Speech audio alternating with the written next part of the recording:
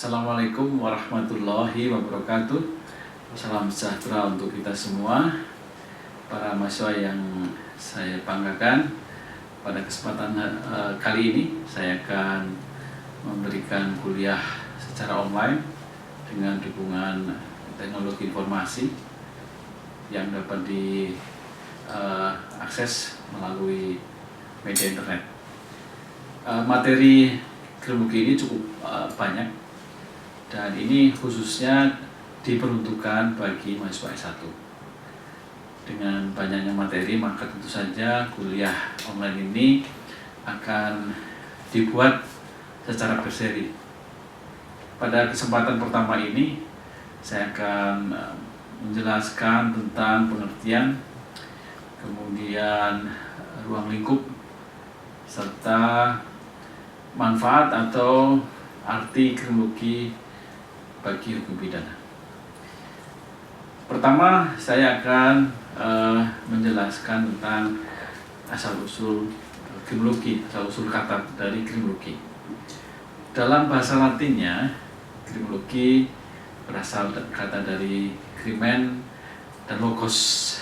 Crimen atau dalam bahasa Indonesia crime adalah kejahatan, logos atau sains adalah pengetahuan atau ilmu pengetahuan. Dengan demikian, kriminologi adalah ilmu atau pengetahuan yang mempelajari tentang kejahatan. Beberapa pakar memberikan definisi tentang kriminologi. Yang pertama bisa saya sampaikan pada saudara, yaitu pendapat dari Bonger. Dia mengatakan bahwa kriminologi adalah ilmu pengetahuan yang bertujuan menyelidiki kejahatan seluas-luasnya. Seluas-luasnya berarti berbicara tentang sebab-sebabnya, bisa juga mempelajari tentang bagaimanakah penanggulangan terhadap kejahatan itu. Termasuk kajian dalam kriminologi ini adalah yang dimaksud dengan patologi sosial. Contohnya adalah kemiskinan, pelacuran, alkoholisme, dan juga pecandu narkoba. Kenapa sih patologi sosial juga dikaji dalam kriminologi? Misalnya saja kita melihat, saya contohkan tadi adalah kemiskinan. Kita tahu bahwa penyebab kejahatan terutama di Indonesia itu sangat dipengaruhi oleh faktor-faktor ekonomi. Motivasi-motivasi atau motif-motif yang ada pada pelaku kejahatan pun banyak sekali bermotif ekonomi. Dan kalau kita melihat beberapa berdasarkan penelitian juga menunjukkan bahwa kemiskinan ini sangat dekat dengan kejahatan. Dalam arti mereka yang melakukan tindak pidana atau kejahatan ini banyak dipengaruhi oleh faktor kekurangan finansial atau kemiskinan. Contohnya, ya saya beri contoh, misalnya ada pencurian yang sangat ringan, ya, dan mereka betul-betul terhimpit oleh masalah ekonomi. Ya, pencurian helm, pencurian kotak amal, ya. Bahkan kalau di kampung-kampung kita melihat adanya pencurian hewan ternak dan sebagainya. Jadi lebih banyak dilatar belakangi oleh faktor kemiskinan. Kemudian pelacuran juga dikaji dalamnya. Mengapa demikian? Saya melihat begini, bahwa pelacuran itu ada korelasinya dengan yang namanya human trafficking. Ya, human trafficking. Kalau kita perlebar sedikit, ya, human trafficking itu nanti bisa juga kita berbicara tentang adanya siapa yang menjadi sasaran yang diperdagangkan. Misalnya, atau saya berikan contoh, ada dua kategori. Yang pertama adalah human trafficking terhadap anak-anak balita, dan yang kedua human trafficking kepada orang dewasa. Ya. Human trafficking pada anak-anak ada modus di mana mereka yang anak-anak yang cukup bagus secara fisik dan sebagainya, mereka akan dijual di luar negeri dan sebagainya untuk dipelihara sebagai anak asuh dan sebagainya. Tetapi ketika anak itu secara fisik kurang bagus, mereka dikerjakan sebagai pengemis dan sebagainya.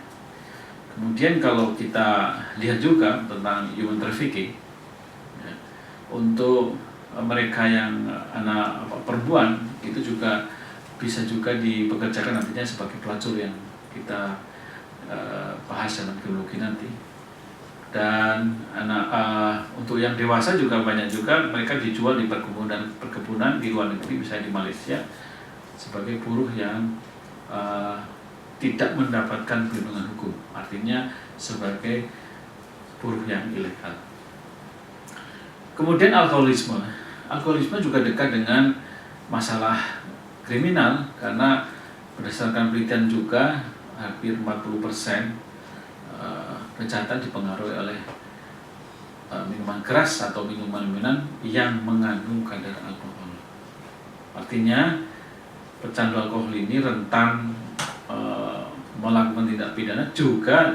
Kalau dalam perspektif lain, misalnya dalam perspektif viktimologi, pecandu alkohol ini juga bisa menjadi korban. Dan pecandu narkoba tentu saja itu juga menjadi objek, karena apa? Mengkonsumsi, menjual belikan itu melanggar hukum. Dan biasanya seseorang yang pecandu narkoba kemudian juga akan terlibat pada perdagangan narkoba, karena biasanya pecandu narkoba itu harus selalu mengkonsumsi agar mereka tetap merasa nyaman. Nah, dengan keterbatasan dana yang dimiliki, maka lambat laun mereka juga akan merambah pada dunia perdagangan narkoba.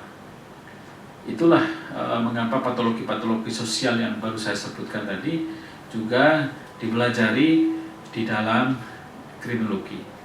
Tentu saja yang akan kita pelajari tidak hanya itu, tapi ini adalah sebagai salah satu contoh atau aspek yang akan kita pelajari dan dalam materi kriminologi ini. Setelah tadi pengertian dari kriminologi, saya bisa menyebutkan pendapat dari Sutherland bahwa kriminologi adalah seperangkat pengetahuan yang memandang kejahatan sebagai fenomena sosial. Termasuk di dalamnya adalah tentang proses pembuatan undang-undang, pelanggaran terhadap undang-undang, dan reaksi masyarakat terhadap pelanggaran undang-undang. Nah, ketika hal ini juga akan dibahas di dalam kriminologi, ya, baik tentang proses pembuatan undang yang menyangkut, misalnya nanti kita membicarakan tentang teorinya Richard Keenan, The Sociological Theory of Interest, juga pelanggaran undang-undang berkaitan masalah kriminal, dan reaksi masyarakat terhadap pelanggaran undang-undang menyangkut masalah kriminalisasi. Ya, jadi itulah yang nanti akan titik tolak yang akan kita bicarakan pula, mendasarkan pada definisi atau batasan yang diberikan oleh Sutherland. Selanjutnya saya akan menerangkan tentang tujuan mempelajari kriminologi. Jadi tujuan mempelajari kriminologi adalah agar memperoleh pemahaman yang lebih baik terhadap masalah kejahatan dan fenomena kejahatan serta masalah hukum pada umumnya. Apa yang dimaksud dengan pemahaman yang lebih baik terhadap masalah kejahatan? Karena dalam kajian kriminologi ini, masalah kejahatan akan dilihat dari berbagai perspektif, yang tentu saja perspektif ini bersifat ilmiah. Dikatakan bersifat ilmiah karena ada kajian-kajian teoretik yang sudah diakui eksistensinya maupun diikuti oleh beberapa pakar di bidang kriminologi. Dengan demikian, fenomena kejahatan akan bisa dijelaskan melalui teori-teori yang ada dalam kriminologi. Masyarakat akan lebih memahami tentang keberadaan kriminologi ini dengan lebih baik, karena tadi yang sebagaimana saya sampaikan didasarkan pada kajian-kajian yang bersifat ilmiah. Demikian pula setelah melihat adanya fenomena kejahatan itu, nanti dihadap-mukakan dengan masalah hukum atau penanganan kejahatan yang dikaitkan dengan masalah hukum, khususnya hukum pidana. Sebagai contoh adalah adanya kejahatan-kejahatan yang ada atau di dalam perspektif hukum bisa dikatakan sebagai tindak pidana. Ya, bagaimanakah konstruksi hukumnya atas tindak pidana atau kejahatan yang ada? Dapat dimasukkan dalam ketentuan pasal berapa, ancaman hukuman berapa, dan sebagainya. Itulah yang dimaksud dengan memperoleh pemahaman yang lebih baik tentang masalah kejahatan. Fenomena kejahatan nantinya akan dilihat dalam perspektif teori beserta konstruksi hukumnya, khususnya adalah hukum pidana. Selanjutnya akan saya terangkan pula tentang arti kriminologi bagi hukum pidana. Yang dimaksud arti dari kriminologi bagi hukum pidana adalah manfaat. Manfaat atau kegunaan, ya, kegunaan kriminologi bagi hukum pidana.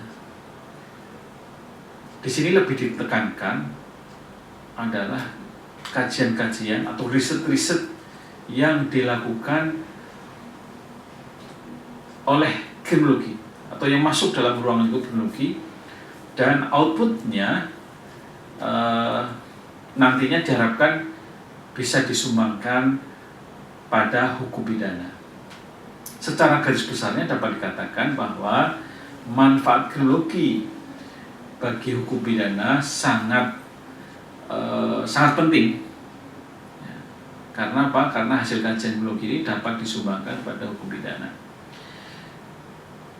Kalau kita berbicara tentang kriminologi, maka saya akan jelaskan ini menyangkut ruang lingkup dari kriminologi. Kriminologi termasuk di sini atau ruang lingkupnya meliputi etiologi kriminal, penologi maupun sosiologi hukum pidana. Sedangkan yang dimaksud hukum pidana di sini adalah hukum pidana material, hukum pidana formil, maupun hukum pelaksanaan pidana. Contohnya nanti adalah hukum pelaksanaan pidana penjara. Artinya apa?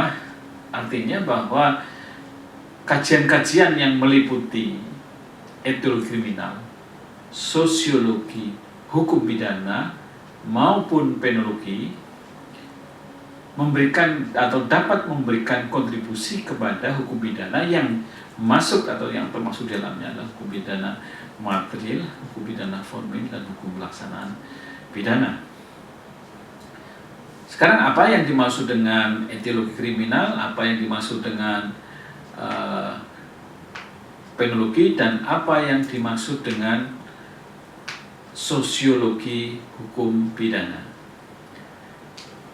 Etiologi kriminal secara ringkas dapat dimaknai sebagai usaha secara ilmiah untuk mencari sebab-sebab kejahatan. Sedangkan yang dimaksud dengan sosiologi hukum pidana adalah analisis ilmiah terhadap kondisi-kondisi yang mempengaruhi perkembangan hukum pidana. Bisa juga ditambahkan bahwa sosiologi hukum pidana itu mengkaji tentang faktor-faktor sosial dan personal yang mempengaruhi pembentukan hukum maupun law enforcement-nya. Kemudian penologi adalah pengetahuan yang mempelajari tentang sejarah lahirnya hukuman, perkembangan, serta arti dan faedahnya. Ada pula yang mengatakan bahwa penologi is science dealing with the management of prison and rehabilitation of criminal. Ini adalah ruang lingkupnya. Kemudian apa yang dimaksud dengan hukum pidana? Tadi sudah saya jelaskan, ada hukum pidana material, hukum pidana formil, dan hukum pelaksanaan pidana. Hukum pidana material adalah hukum yang mengatur tentang perbuatan-perbuatan yang dilarang beserta ancaman sanksinya bagi yang melanggar. Sedang hukum pidana formil adalah hukum yang mengatur tata cara ketika hukum pidana materi dilanggar. Sedangkan hukum pelaksanaan pidana dapat diartikan sebagai suatu seperangkat norma yang mengatur bagaimanakah cara-cara pelaksanaan pidana, khususnya adalah pidana penjara yang tertuang nanti antara lain dalam Undang-Undang Nomor 12 Tahun 95 tentang Pemasyarakatan. Sedangkan hukum pidana material utamanya terhimpun dalam Kitab Undang-Undang Hukum Pidana.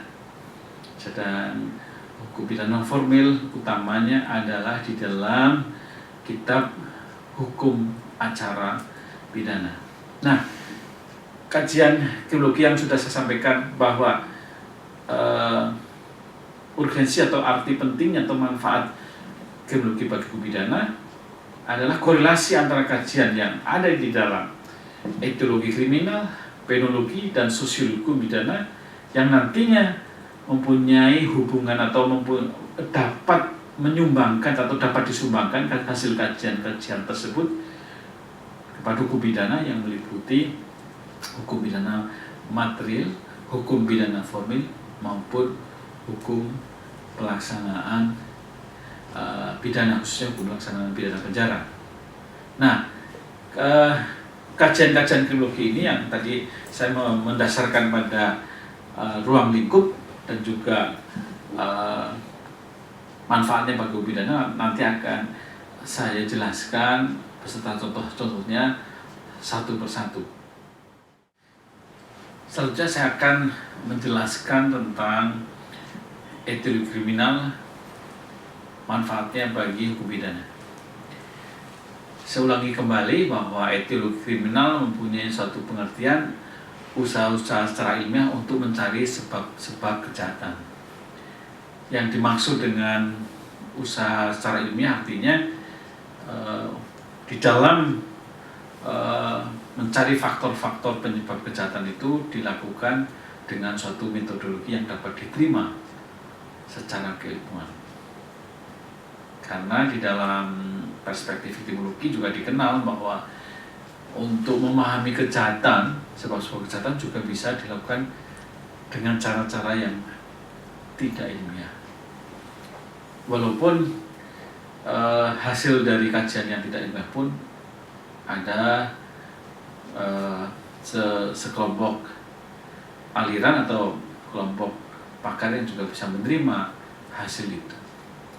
Tapi yang akan kita bicarakan di sini tentu saja etiologi kriminal yang mencari sebab-sebab kejahatan secara ilmiah.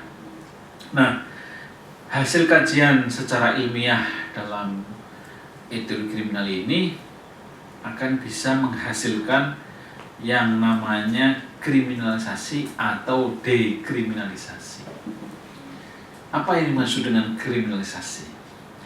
Kriminalisasi adalah suatu proses di mana suatu perbuatan yang tadinya bukan merupakan tindak pidana dijadikan suatu tindak pidana.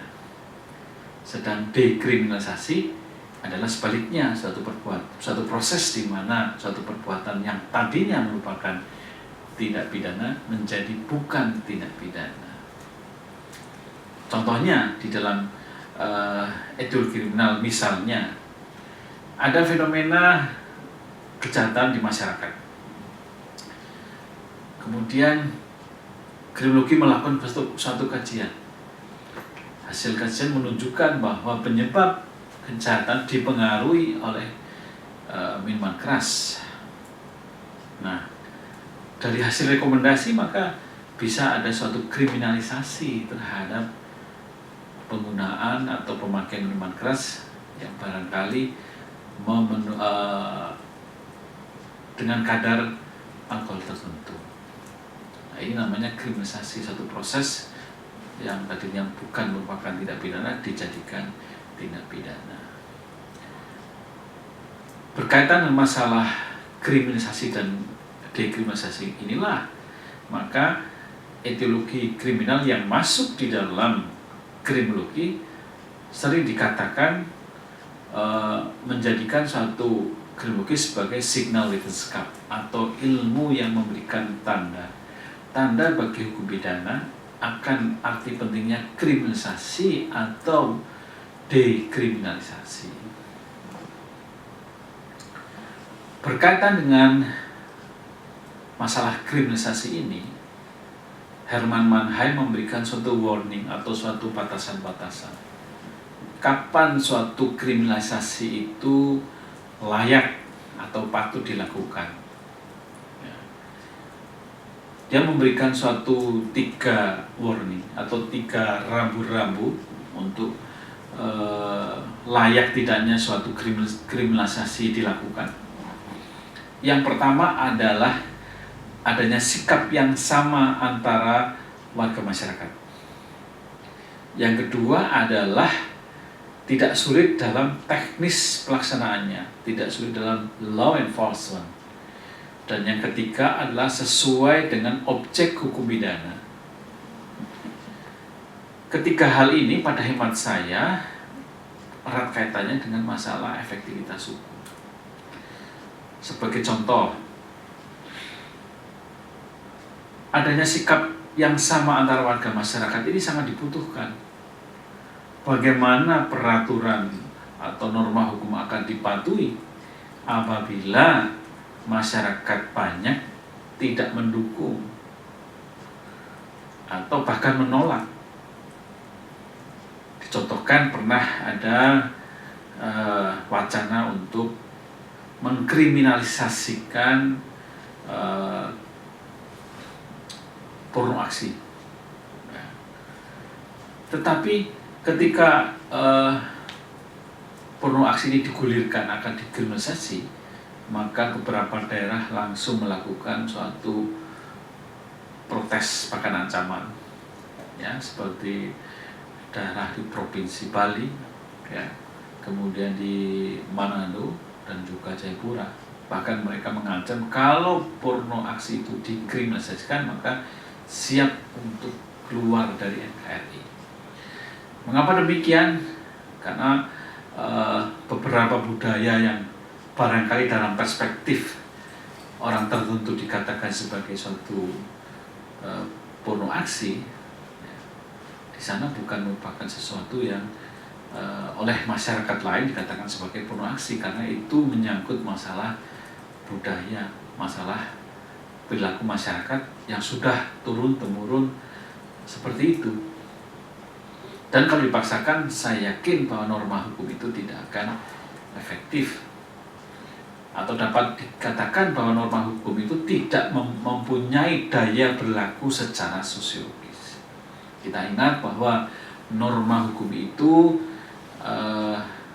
ada 3 daya berlakunya, ya.